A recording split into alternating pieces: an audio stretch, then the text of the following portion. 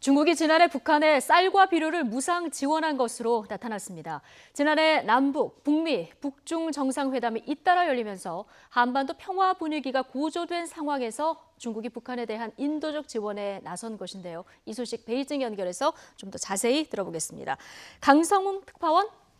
네, 베이징입니다. 네, 중국이 지원한 것이 쌀과 비료인데요. 일단 지원량이 얼마나 됩니까? 네, 쌀은 1,000톤이고 비료는 16만 2천여 톤입니다. 우리 돈으로 환산하면 대략 쌀은 12억여 원 정도고 비료는 654억 원어치 정도 됩니다. 모두 합치면 지난해 660억 원 정도를 중국이 북한에 지원한 것입니다.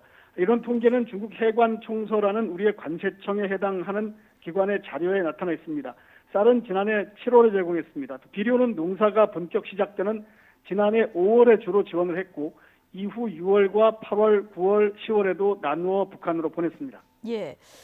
자, 비료는 비교적 많이 지원됐다 이런 얘기들이 나오는데요. 16만 2천 톤이면 이게 어느 정도 양입니까? 네, 적은 양이라고 할 수는 없는데요. 과거 사례를 보니까 북한이 연간 대략 50만 톤 정도의 비료가 부족한 것으로 나타나고 있습니다. 예.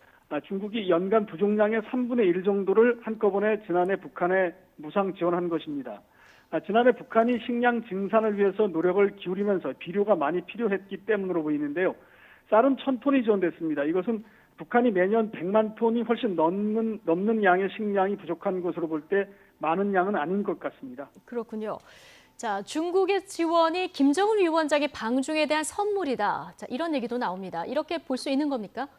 네, 그런 측면도 있기는 합니다. 김정은 위원장이 지난해에는 3번이나 중국을 방문했습니다. 지난해 3월에 처음으로 시진핑 중국 국가주석을 만났고 이후에 5월에 2차, 또 6월에 3차 이렇게 연달아 3번을 방문했죠. 사실 그전에는 친중파로 알려졌던 장성택이 처형되고 북한이 핵개발에 집중하면서 북중 관계가 한동안 멀어졌었습니다. 지난 2016년부터는 유엔 안보리의 대북 제재 수위도 한층 높아지기 시작했습니다. 예. 때문에 지난 2017년에는 중국을 포함해서 국제사회가 모두 북한에 인도적 지원을 전혀 하지 않았습니다. 그러다가 김정은 위원장의 방북을 전후해서 북중 관계가 개선된 것입니다. 동시에 이즈음 남북 관계를 보면 지난 4월 27일에 제1차 남북 정상회담이 열렸습니다. 또 5월과 9월에 잇따라 2차, 3차 남북 정상회담이 개최됐었습니다. 또 지난해 6월에는 김정은 위원장과 트럼프 미국 대통령의 1차 북미 정상회담도 있었습니다. 지난해에도 대북 제재가 물론 시행되고는 있었지만 국제적으로 한반도를 둘러싼 평화 분위기가 고조되면서 중국도 북한에 대한 인도적 지원에 다시 나섰다 이렇게 보는 게 맞는 것 같습니다. 예. 자, 지금까지 전해진 걸 보면 이거는 중국이 지난해 지원한 상황인데요.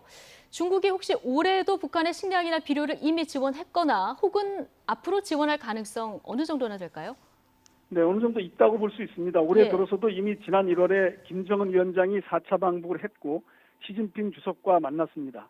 더구나 올해는 북중 수교 70주년이고 시진핑 주석의 방북 가능성까지 현재 거론되는 상황입니다.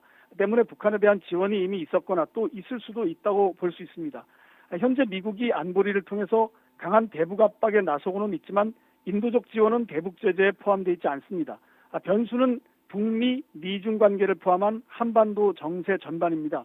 지난 2월 말에 하노이 북미 정상회담이 무산되면서 북미 관계가 어려워졌습니다. 더구나 중국은 현재 미국과 심각한 무역 갈등을 겪고 있습니다. 때문에 중국으로서는 대북 지원에 앞서서 전체적인 국익을 우선 고려할 것으로 보입니다. 북중 관계는 물론 미중 관계, 북미 관계, 한중 관계 등을 종합적으로 따져서 추가 지원 여부를 판단할 것으로 전망됩니다.